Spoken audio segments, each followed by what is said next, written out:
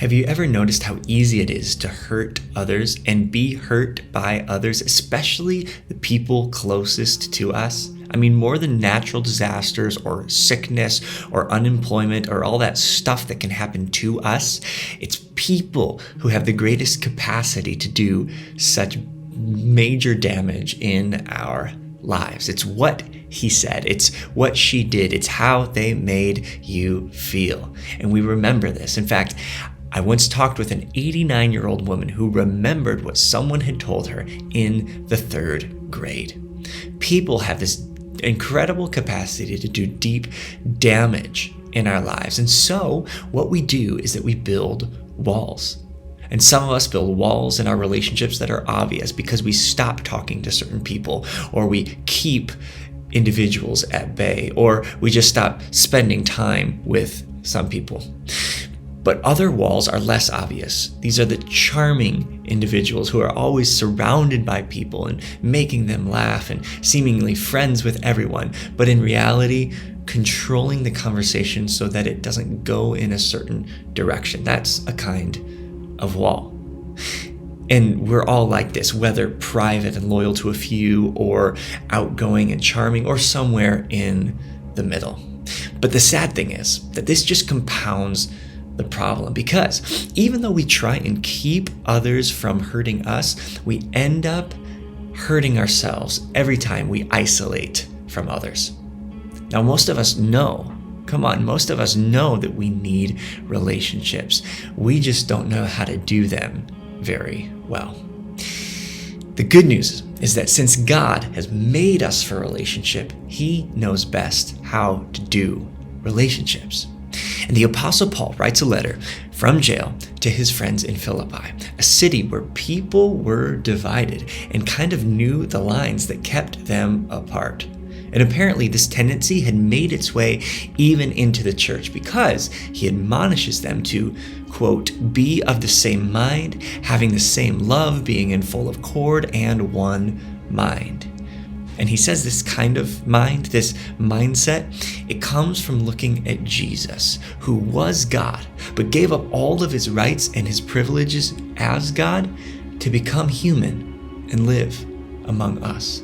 I mean, it's one of the most beautiful passages in the New Testament as Paul describes how Jesus emptied himself to take on flesh and ultimately, in the ultimate act of humility, chose to die, not just die to himself, giving up his pride, but literally die an excruciating death for people who deserved it the least, to then later be lifted up in resurrection. I mean, it's the most beautiful picture of the gospel in a poem. And this is so key for us, Paul gives 2 examples of individuals who embodied this gospel-saturated life: Timothy and Epaphroditus, both people who were going between him and the city of Philippi. Now, I want you to read Philippians 2:19 through 30 on your own. But I just want to point out what, for me, is the central summary of these guys' lives and what a life looks like when centered on and soaked by the gospel. In describing Timothy, Paul writes this: I have no one else like him who takes a genuine interest in your welfare. For everyone looks out for his own interests, not those of Jesus Christ. And Paul is saying that Timothy looks to the interests not of himself, but the interests of Jesus Christ. And how? Did you catch it? He's genuinely concerned for the welfare of the Philippians. Here's what we need to see. When Jesus gets a hold of your heart, he moves you toward people. Life's bumps and bruises move us away from people. Marriages fall apart.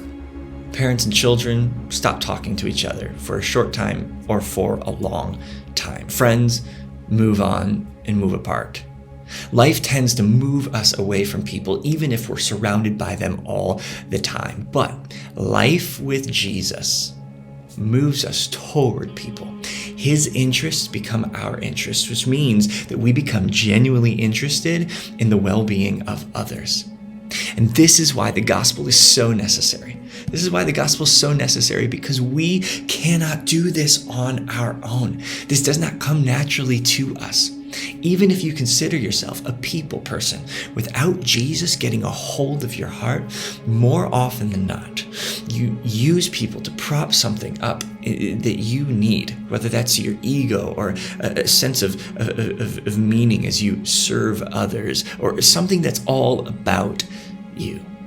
But when Jesus gets a hold of your heart, he moves you towards people genuinely. Finally, your walls begin to come down. And finally, your relationships can come to a whole new level, because the one who designed you for a relationship can finally lead you in your relationships. And you can finally stop thinking of your own interests and get interested in others, which is the interest of Jesus himself. So I wonder what relationship in your life today would be radically transformed by an ounce of humility on your part. Maybe a pound of humility, whatever it takes, by looking at Jesus, by being soaked with the gospel and moving towards others, just like Jesus moved towards us. Would you allow Jesus to do that in your life?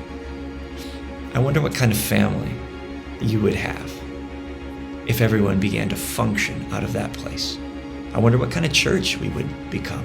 I wonder what kind of community we would be if we let the walls come down and moved in radical, Jesus-like gospel humility.